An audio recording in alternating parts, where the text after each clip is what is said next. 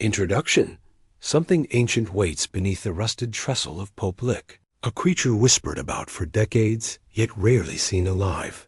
Why did those who searched for it feel drawn closer, as if summoned by something that should not exist? What force lured them toward certain death? Tonight, you will follow the trail they feared to finish and uncover what still stalks the rails after midnight. Part 1. The first warnings about the Pope Lick monster never came from newspapers or police reports, but from the trembling voices of those who swore the night itself seemed to bend around the creature. Long before any disappearance, before any body was found along the gravel beneath the trestle, the legend moved through Louisville like a cold breath on the back of the neck. Parents told their children never to wander near the abandoned stretch of railway that crossed the ravine, not because of trespassing laws, but because something watched from the shadows below, waiting for anyone foolish enough to climb the iron spine suspended over the creek. The tracks had been built more than a century earlier, at a time when locomotives screamed through the forested outskirts day and night. But as the city shifted and the rail company faded, the trestle remained, towering above the clearing like a monument to forgotten tragedies. Some claimed the structure sang at night, a low groan rolling through the beams as if echoing the weight of something massive crawling across it. Others said the sound came from something alive beneath the bridge, pacing along the concrete supports, scraping horns against metal to announce its hunger. For many years, people treated it as a campfire tale. That is, until a boy named Daniel Kittner went missing one late autumn evening. He had been exploring the woods with two friends, all of them daring each other to climb the trestle after sunset. The group insisted they merely reached the base, shining their flashlights upward, when a strange echo drifted from the rails overhead. It was not the wind, not an animal. They described it as a voice, but not human, calling Daniel by name as if something already knew he was there. The boys fled. Daniel hesitated, and in the few seconds he stood behind them, he vanished. His friends insisted he had not climbed the trestle, had not slipped, had not run in any direction. One moment he was beside them, and the next he was simply gone, as if swallowed by the darkness.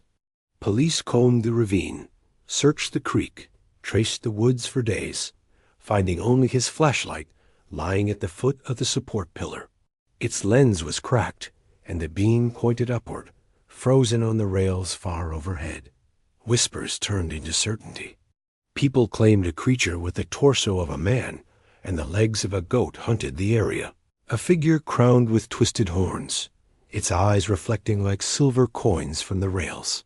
Some insisted it could mimic voices, pulling victims toward the tracks using the sound of someone they trusted.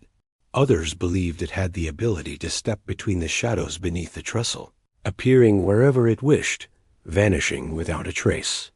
Those rumors would have remained small-town superstition, if not for the next disappearance. A local hunter named Everett Graves reported hearing an unearthly howl while tracking deer along the far edge of the ravine. He described the sound as something between a cry and a laugh, layered with a vibration that rattled through his chest.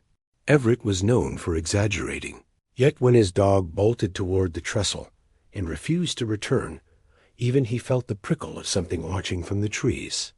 The dog was never recovered. By the time winter crept in, the legend had grown teeth. Teenagers dared each other to approach the trestle after midnight, claiming the creature would reveal itself only to those brave or reckless enough to stand on the tracks.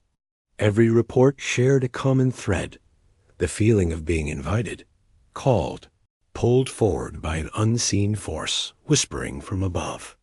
And on a particularly bleak, frostbitten night, someone finally answered that call. Subscribe so you do not miss what happens next, and tell me, would you climb the trestle if something whispered your name from the darkness? Part 2. The man who answered the call that night was named Harold Mercer, a quiet railroad enthusiast who had spent much of his life documenting abandoned lines across Kentucky. Harold was not reckless, nor was he one to chase ghost stories. The trestle intrigued him only because of its history, the way its iron beams had withstood storms, floods, and decades of neglect. He planned to photograph the structure under the moonlight, a project he had been delaying for months. But as he approached the clearing, he became aware of something he could not explain. The trestle was humming. Not the metallic groan of old steel, expanding in the cold, but a steady vibration so low that it seemed to travel through the ground and into his ribs. He tried to reason with himself, insisting it must be the wind pushing against the metal. Yet the trees around him stood perfectly still, their branches frozen in the winter air. The humming grew louder the closer he got, and for a moment Harold wondered if a train might be approaching. But no trains had run through this area for many years. The schedule was long dead. Still, as he stepped beneath the trestle, a pressure settled around him, as though the air had thickened. Harold lifted his camera toward the beams overhead. That was when he heard the first whisper.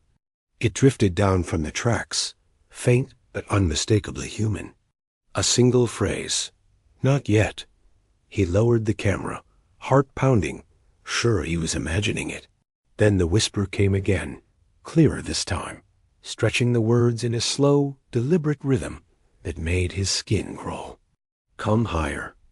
Harold should have walked away.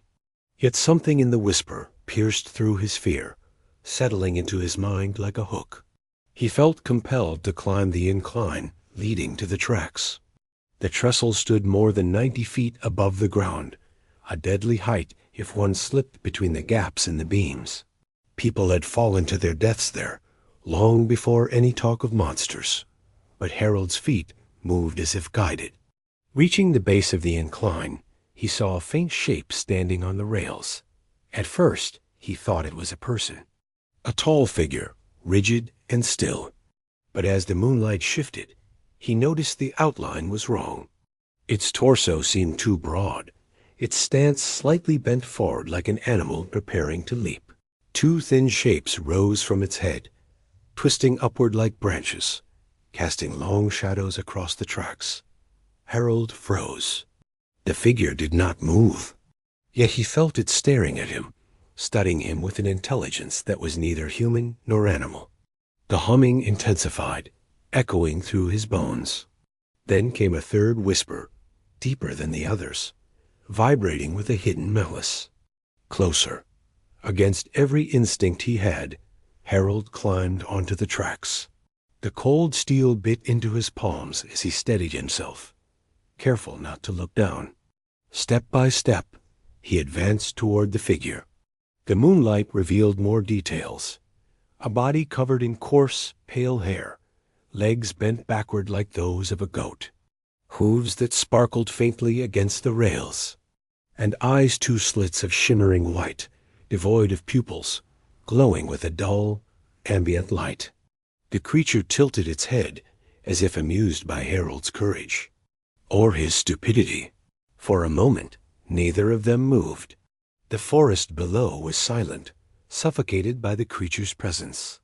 Harold's breath fogged the air, trembling. He raised his camera slowly, wanting only proof that the legend was real. But the moment his finger brushed the shutter, the creature let out a sound that was neither a scream nor a roar, but a distortion like metal, bending under immense pressure. The vibration hit Harold so hard he nearly fell. His vision blurred, and he dropped the camera. The creature lunged forward, closing the distance in a heartbeat. Harold stumbled backward, slipping on the frost-covered beam. He felt his foot slide between the gaps and braced for the drop. But instead of falling, he found himself suspended, held by something gripping his coat collar. He looked up, expecting the creature's clawed hand. Instead, he saw no hand at all, only the creature's face inches from his, its breath cold and foul. A whisper returned, but this time it was inside his skull. "You saw me. You stay." The creature released him. Harold fell. His scream echoed through the ravine, silenced only by the snap of branches below. But what happened to his body would raise even darker questions. Part 3. The next morning, long before the sun thawed the frost clinging to the ravine, a group of hikers discovered Harold Mercer's body. Or rather, what was left of it. He lay twisted among the broken branches, his limbs arranged in a position that no fall could naturally create. His arms were stretched above his head, fingers curled as though grasping for something that was no longer there. His legs were angled outward like an animal splayed open for display. But the detail that unsettled the hikers most was his expression. His eyes were wide, frozen in a look not of terror, but of recognition, as though he had finally seen the thing he had been searching for his entire life. Local authorities arrived quickly. Sheriff Dalton Reeves, a man who had worked countless accident scenes, immediately sensed that something about Harold's positioning was wrong. Falls from the trestle were tragically common among trespassers who underestimated the narrow rails or were caught by surprise by the rare passing maintenance train. But none of those victims had ever landed with such eerie symmetry. The body seemed almost arranged, placed gently, yet intentionally, like a message. Reeves crouched beside the corpse, brushing away frost from Harold's jacket. The collar was torn, not ripped by branches or snagged by metal, but pulled apart in a clean, sweeping motion, as if something had grabbed him. The sheriff touched the fabric, and a chill unrelated to the cold air crept through him. He had grown up hearing stories of the Pope Lick monster tales, told at bonfires, whispered between kids, embellished every year, but he had never given them weight. Urban legends kept teenagers entertained. Adults had real problems. Still, something bothered him. Harold's camera was missing. A volunteer searcher found it 2 hours later, perched upright on the trestle itself, balanced precariously on a beam where no one could have placed it without walking directly across the tracks. The sheriff had it delivered to the station. The moment he held it, he noticed the lens was cracked, the body dented as though it had struck something hard. But the memory card was intact. Reeves knew he should send it to evidence for processing, but curiosity tugged at him with a force he couldn't justify. He sat down at his desk, loaded the card into the station computer, and opened the last image captured. The file took several seconds to load, longer than seemed reasonable, as if something weighted the digital data with more than pixels. When the image finally appeared, Reeves leaned forward, unsure if his eyes were deceiving him. The photograph showed the trestle bathed in moonlight. The beams glistened with frost. But standing at the center of the frame was a shape tall, distorted, with a torso oddly elongated and legs bent backward. The face was blurred, not from motion, but from something else, something wrong, like a smear left behind by a presence the camera was not meant to capture. 2 white slits hovered where the eye should have been. Reeves zoomed in. The resolution degraded, but the slits remained sharp. They almost glowed, even in the still image. He felt a shiver crawl up his spine. Then he noticed something else. In the bottom corner of the frame, barely visible, was a hand, human, Harold's hand. It clutched the camera from below, frozen mid-motion. It suggested Harold had taken the picture just moments before whatever stood before him had reacted. Reeves pushed his chair back, heart thudding. He told himself it was a trick of light, a coincidence, a smear on the lens. Yet the unease gnawed at him. He locked the image away in evidence, but carried its imprint in his mind. That evening, as he drove home, he passed the edge of the woods near the trestle. For a moment, he thought he saw movement, a pale, tall outline shifting between the trees. He did not stop the car. But he knew the case was no longer a simple accident.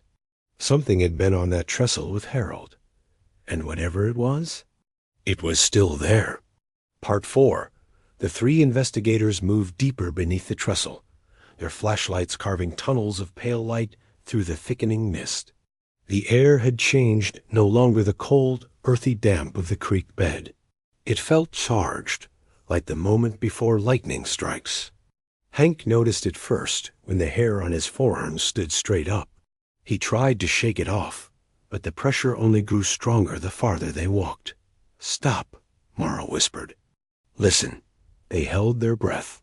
The world grew impossibly quiet. No wind, no water running, no insects, not even the distant groan of trains. It was silence so absolute that Hank felt it press against his eardrums. And then beneath that silence something trembled. A low, rhythmic pulse, like a heartbeat echoing through the ground. Leo shined his flashlight toward the slope leading up to the trestle, but the beam seemed to die halfway, swallowed by the mist. "That's not normal," Leo muttered.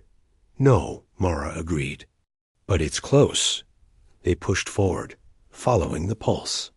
It grew stronger with every step until it vibrated through their boots, through their bones. Hank paused at a narrow concrete support column. Strange markings were carved into its sharp, chaotic lines that spiraled downward like something had clawed its way along the surface. He reached out instinctively, but Mara grabbed his wrist. "Don't touch that." He pulled back, embarrassed. "Right, sorry." But Leo leaned in, squinting. "These weren't made by any animal I've seen." Then they heard it, a faint bleating soft, almost melodic. It drifted from somewhere above them along the tracks. Hank's body went rigid. Mara's eyes widened. Leo slowly lowered his camera. "That's a goat," Leo whispered. "No," Mara said. "It's something pretending to be." Before they could react, a heavy metallic clang rang out from above. Something massive had stepped onto the rails. The three froze as the sound echoed across the empty woods. Another step, slow, intentional, and then another. Leo raised the camera toward the ridge, hand trembling. "It's up there." The mist parted for a brief second, just long enough for Hank to see a silhouette moving across the trestle. Tall, bipedal, horned. Its outline shimmered strangely, like heat rippling off asphalt. And then a voice drifted down, not spoken, not breathed, something deeper, projected straight into their minds. A single impossible command. "Come." Hank staggered backward, clutching his head. Mara grabbed his jacket and yanked him behind a concrete pillar. Leo fought to keep filming, but his hands were shaking so hard the lens rattled. "That wasn't real." "That wasn't real," he muttered. "It was," Mara snapped. "And we're leaving. Now." But Hank didn't move, his eyes fixed on the slope leading upward. "It wants us?" "Up there." "That's exactly why we're not going," Mara hissed. The clang of hooves metal striking metal grew louder. Closer. The creature was pacing above them, as though deciding whether to descend. Mara pulled both men deeper beneath the trestle, heart pounding, trying to block out the voice that still echoed faintly in her head. "Come." The ground vibrated, dust falling from the beams overhead. Leo nearly dropped the camera. "Hank," Mara whispered urgently, "look at me." But Hank wasn't listening. His gaze had gone distant, mesmerized, drawn, and then, somewhere above, the creature stopped moving. The silence that followed was worse than the footsteps. It meant the Pope Lick monster was waiting, watching, calculating, and somehow, even without hearing its voice again, all three felt the same cold realization. It knew exactly where they were. PART-5. For a long, agonizing moment, none of them dared to breathe. The creature's presence above them felt heavy, deliberate, like an unseen hand pressing down on the air. Leo wiped the sweat from his forehead, though the night was freezing. Mara tightened her grip on his jacket, trying to keep him steady, but it was Hank who worried her most. He stood motionless, eyes fixed on the ridge, as though he could still see the silhouette. "Hank," she whispered again. "Stay with us?" He blinked slowly, as if returning from somewhere far away. "It wasn't just calling us," Hank murmured. "It was testing us." Before Mara could answer, a thin stone rolled down the slope above them and struck the ground with a sharp crack. Leo jumped. The noise wasn't loud, but it was precise, intentional, as though something was announcing it had found them. "We have to move," Mara said. "Back to the creek." Quietly. They started retreating beneath the maze of beams and concrete supports, but every sound they made, every crunch of gravel, every rustle of leaves, felt amplified in the unnatural silence. Leo kept glancing upward, expecting the creature to drop from the trestle at any second. Halfway back toward the creek, Hank stopped again. "Do you smell that?" Mara sniffed the air. A faint, metallic scent drifted toward them. Sharp, coppery. Leo recognized it instantly. Blood. A trail of dark, wet streaks glistened on the rocks ahead, reflecting faint specks of their flashlight beams. They followed it with their eyes until it disappeared behind a large concrete column. "Nope," Leo whispered. "We're not doing this." But Hank stepped forward anyway. "Something got dragged through here." "Hank, seriously?" His light swept past the column. He froze. "Guys." Leo and Mara reluctantly joined him.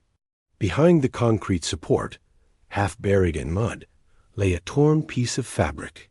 Blue denim, a pant leg. The lower half of it was shredded, as though something with claws had ripped through it. The rest of the jeans, along with whatever leg had once filled them, was nowhere in sight. Mara knelt and brushed away more dirt. A name was stitched faintly into the inner seam. "Reed." Leo's throat tightened. "Tessa Reed. She went missing last year." Hank swayed slightly. "She was the last one to climb the trestle looking for the monster. And she didn't jump because she was hypnotized," Mara whispered. "She was hunted." Suddenly the ground trembled again. Not from above, but from behind them. Deep inside the dark, narrow space beneath the trestle. Something was moving down there. Slow, heavy, dragging something that scraped along rock. Mara stood immediately. Flashlights off. Now. They clicked off their lights, plunging the world into suffocating darkness. Only the faintest blue glow seeped from the fog above. They pressed themselves against the cold concrete column as the dragging sound grew louder, closer. Each scrape sent vibrations through the ground.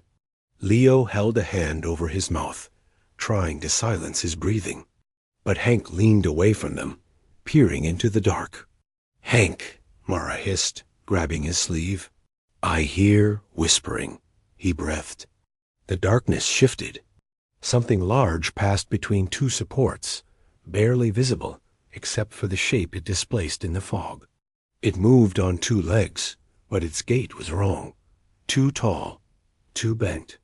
And behind it, something thumped heavily against the rocks, dragged by a rope or sinew. A human shape. Mara closed her eyes, fighting the urge to scream. The creature paused, turned, sniffed the air. Leo's heart slammed against his ribs. If it stepped just a few feet closer, it would find them instantly. Then, from far above, a distant train horn echoed across the woods. Not close miles away, but the monster reacted instantly. Its head snapped upward. The dragging sound resumed as it pulled its grisly burden toward the slope, climbing with unnatural speed. Within seconds, it vanished into the fog. The three stood frozen in the darkness for several heartbeats after it was gone. Only when the dragging faded completely did Mara dare to speak. "We're leaving," she said. No arguments, but Hank shook his head slowly, horror and certainty mixing in his voice. "We can't leave," he whispered. "It took another body up there. Someone else. And if we don't go now, that train is coming." Mara stared at him, understanding dawning like ice water in her veins. The Pope Lick monster wasn't just hunting. It was preparing something. Part cease the air around the trestle felt strangely hollow, as if the landscape itself had exhaled and forgotten how to breathe back in. May stood at the edge of the gravel bed, her flashlight trembling in her hand, the beam flickering across the rusted bolts and warped planks stretching into the night. Every instinct screamed for her to turn around, to run until the forest swallowed her whole. But she felt the truth pulling at her like a hook buried deep beneath her ribs. Everything that had happened, the voices, the disappearances, the sightings, had brought her here. And now the Pope Lick monster was no longer a rumor lurking in the dark. It was waiting. She stepped onto the trestle. The wood beneath her boots groaned as if waking from a long sleep. Far below, the creek shimmered with the faintest reflection of the moon, the water moving with a sluggish, almost sentient swirl. May swallowed hard and pushed forward, her breath forming thin ribbons of vapor that vanished almost instantly. She could feel the cadence of something pacing just out of sight, something matching her steps with impossible precision. Each time she stopped, the echoing halt came a heartbeat after. It was not the wind. It was not the structure adjusting. It was deliberate. Halfway across, she heard it, a low, dragging breath that seeped into the night like an exhale from a furnace. Her light quivered as she lifted it. At first she saw only the rails extending into darkness, but then the silhouette took shape. Horns, shoulders too wide to be human, legs bent backward as if designed to move where people were never meant to walk. The creature crouched at the far end of the trestle, its eyes burning with a cold, predatory intelligence. It was not charging. It was studying her. May felt fear coil up her spine. Yet something inside her resisted the urge to flee. She realized the creature was not simply guarding its territory. It was assessing the decision she had made by stepping onto the rails. And then, impossibly, she understood that its power, its ability to lure, to mimic, to hunt, was threaded into the trestle itself. The structure was not a hiding place. It was a conduit. The monster rose slowly, its hooves clacking once against the metal like a ritual announcement. Then its voice, if it could be called a voice, slithered across the distance. It did not speak in words. It pressed into her mind, shaping her own thoughts until they were barely recognizable. Memories twisted, her sense of direction blurred, and for a moment she was no longer May. She was every terrified person who had stepped onto the tracks before her. The train whistle cut through the night. May jerked as if splashed with cold water. The sound came from behind her, faint but growing, echoing through the valley in rolling, thunderous pulses. Her vision snapped back into focus. The monster's expression twisted with something like frustration. It leaned forward, its breath spiraling across the trestle. May staggered.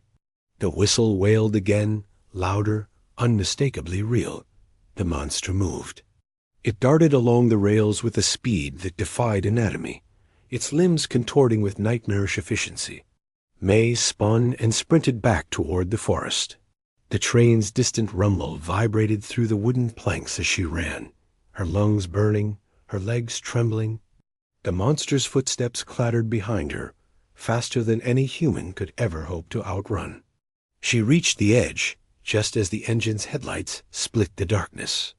May leapt, hitting the gravel hard and rolling through dead leaves and cold earth.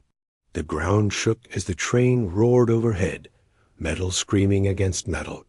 She scrambled to her knees and looked up. The monster stood on the trestle in full view, its form impossibly defined in the blazing light. For a single frozen moment, May saw its true face, ancient, intelligent, and seething with a hunger far deeper than flesh. Then the train barreled past, and the creature dissolved into the night, swallowed by the trembling beams and the storm of dust. When silence finally settled, May realized two things. First, the monster had not chased her because it wanted to kill her.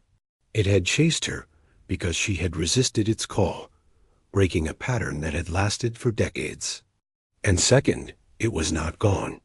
It had simply retreated, waiting, watching. She staggered from the forest hours later, shaken but alive. Yet as she reached the road, she felt a chill on the back of her neck, a sensation like eyes crawling over her skin.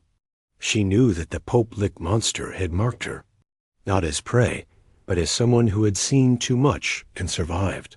Some stories end when the sun rises. This one does not, because legends do not die when ignored. They grow, they listen, and when the night deepens enough, they return to reclaim what slipped from their grasp. And somewhere behind the trees, something exhaled.